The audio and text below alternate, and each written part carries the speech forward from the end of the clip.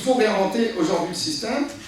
La première chose, c'est effectivement, à partir du moment où on sait que nous n'avons plus une différence de prix sur la production entre le nucléaire et les renouvelables, c'est comment effectivement monter en puissance des renouvelables. La plupart des acteurs qu'on a rencontrés considèrent que l'éolien n'a plus une base de réduction de coûts très très important, en tout cas sauf à trouver un saut technologique qui n'est pas aujourd'hui sur la table. Par contre, sur le photovoltaïque, les acteurs de la filière ou les scientifiques nous disent nous on ne sait pas où ça peut finir. Donc on peut très bien être dans un système où après-demain, c'est quand même le photovoltaïque qui sera de loin le moins cher en termes de coût du mégawatt. Mais en tout cas, on voit bien qu'effectivement tout cela converge, avec quand même des choses qui sont presque plus chères. L'éolien offshore aujourd'hui, sur lequel on a un volontarisme industriel et qui est tout à fait normal, parce qu'il y a une demande européenne très très forte, reste quand même, par exemple, plus cher. Ça c'est clair, je ne peux pas vous dire que l'éolien offshore, aujourd'hui, est moins cher que le nucléaire, ça ne correspondrait pas. Mais par contre,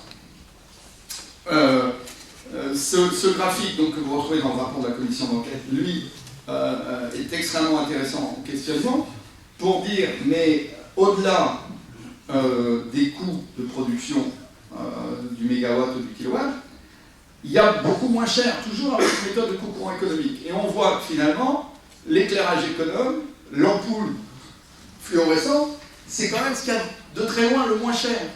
Et que donc, avant de raisonner uniquement production, toujours en termes de comparabilité économique avec les mêmes méthodes, on voit bien que ce qui coûterait le moins cher en termes d'investissement, c'est quand même l'efficacité énergétique. Ça, c'est extrêmement important aussi de faire la comparaison entre la production et l'efficacité. Donc on voit bien que le modèle qui est devant nous, c'est un modèle où il faut de l'efficacité et où il n'y a plus d'obstacle, parce que c'était quand même le principal obstacle, d'obstacle en termes de coût de production au développement des renouvelables. Et c'est donc pour ça aussi, c'est pas l'irrationnel européen, qu'au niveau européen, vous avez ce déséquilibre massif aujourd'hui entre les 250 milliards d'investissements prévus dans les 10 prochaines années pour le renouvelable et les petits 16 milliards encore prévus pour le nucléaire. Donc dans un pays raisonnable, ça aussi c'est un chiffre que vous retrouvez dans le rapport de la commission d'enquête, dans un pays raisonnable avec ce contexte européen, vous rééquilibrez au plus vite, ne serait-ce que vos budgets de recherche. Voilà, c'est assez raisonnable. Vous voyez qu'au niveau européen, tout le monde a envie de faire du renouvelable, que les budgets sont là pour développer, donc vous mettez votre recherche publique pour développer de la recherche-développement sur le renouvelable.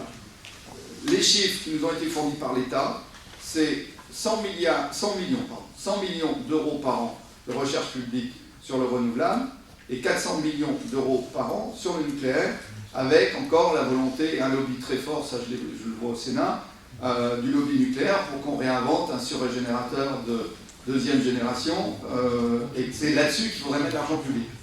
Dans le contexte européen, c'est économiquement un suicide, puisque ça ne se vendra pas, alors qu'aujourd'hui, il y a une demande extrêmement forte pour de l'éolien, pour du photovoltaïque et pour de nouveaux systèmes. Ça, c'est la réalité européenne.